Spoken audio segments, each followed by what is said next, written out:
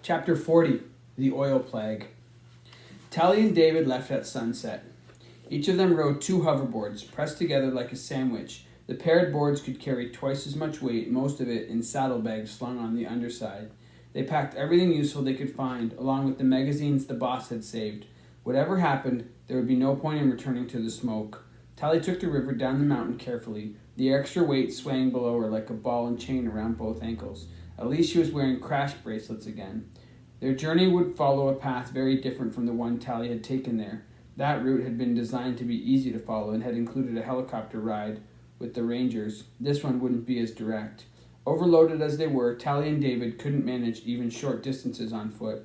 Every inch of the journey had to be over hoverable land and water, no matter how far it took them out of their way. And after the invasion, they would be giving any cities a wide berth. Fortunately, David had made the journey to and from Tally's city dozens of times, alone and with inexperienced Uglies in tow. He knew the rivers and rails, the ruins and natural veins of ore, and dozens of escape routes he'd devised in case he was ever pursued by city authorities. 10 days, he announced when they started, if we ride all night and stay low during the day. Sounds good, Tally said, but she wondered if that would be soon enough to save anyone from the operation. Around midnight, the first night of travel, they left the brook that led down to the bald-headed hill and followed a dry creek bed through the white flowers. It took them to the edge of a vast desert. How do we get through that? David pointed at dark shapes rising up from the sand, a row of them receding into the distance. Those used to be towers connected by steel cables. For what? They carried electricity from a wind farm to one of the old cities. Tally frowned. I didn't know the Rusties used wind power. They weren't all crazy, just most of them, he shrugged.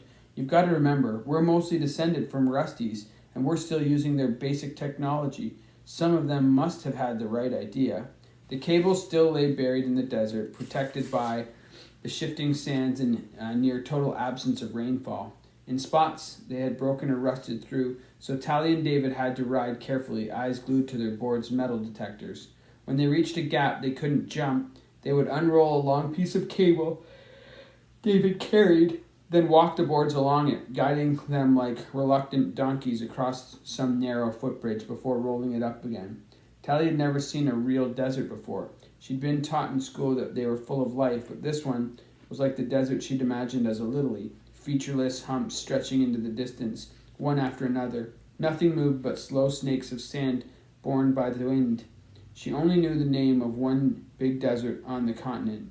Is this the Mojave? David shook his head. This isn't nearly that big, and it isn't natural. We're standing where the white weed started, Tally whistled.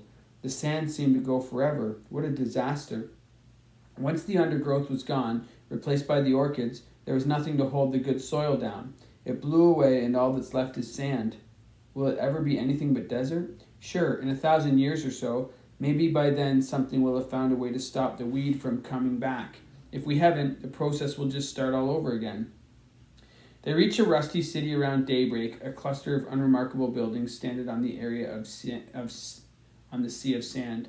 The desert had invaded over the centuries, dunes flowing through the streets like water, but the buildings were in better shape than other ruins Tally had seen. Sand wore away the edges of things, but it didn't tear them down as hungrily as rain and vegetation.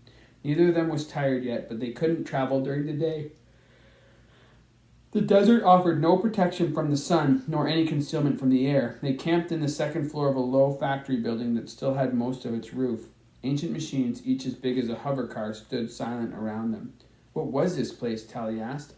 I think they made newspapers here, David said.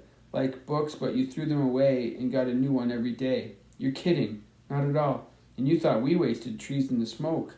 Tally found a patch of sun shining through where the roof had collapsed and unfolded the hoverboards to recharge. David pulled out 2 packets of egg sal. Will we make it out of the desert tonight? She asked. Watching David coax the last few drops of bottled water into the purifiers. No problem. We'll hit the next river before midnight. She remembered something that Shay had said a long time ago, the first time she'd shown Tally her survival gear. Can you really pee in a purifier and then drink it, I mean? Yeah, I've done it. Tally grimaced and looked out the window. Okay, I shouldn't have asked. He came up behind her, laughing, softly, placing his hands on her shoulders. It's amazing what people will do to survive, he said. She sighed. I know. The window overlooked a side street, partly protected from the encroaching desert. A few burned-out ground cars stood buried, their blackened frames stark against the white sand. She rubbed the handcuff bracelets still encircling her wrists. The Rusties sure wanted to survive. Every ruin I've seen, those cars are always all over, trying to get out, but they never seem to make it. A few of them did, but not in cars. Tally leaned back into his reassuring warmth. The morning sun was hours away from burning off the chill of the desert. It's funny, at school they never talk much about how it happened, the last panic, when the Rusty world fell apart. They shrug and say that all their mistakes just kept adding up until it all collapsed like a house of cards. That's only partly true. The boss had some old books about it. What did they say? Well, the Rusties did live in a house of cards, but someone gave it a pretty big shove. No one ever found out who. Maybe it was a rusty weapon that got out of control. Maybe it was people in some poor country who didn't like the way the Rusties ran things. Maybe it was just an accident like the flowers, or some lone scientist who wanted to mess things up. But what happened? A bug got loose, but it didn't infect people. It infected petroleum. Oil got infected? He nodded. Oil is organic, made from old plants and dinosaurs and stuff. Somebody made a bacterium that ate it. The spores spread through the air, and when they landed in petroleum, processed or crude, they sprouted, like a mold or something. It changed the chemical composition of the oil. Have you ever seen phosphorus? It's an element, right? Yeah, and it catches fire on contact with air. Tally nodded. She remembered playing with the stuff in chem class, wearing goggles and talking about all the tricks you could do with it. But no one ever thought of a trick that wouldn't kill someone.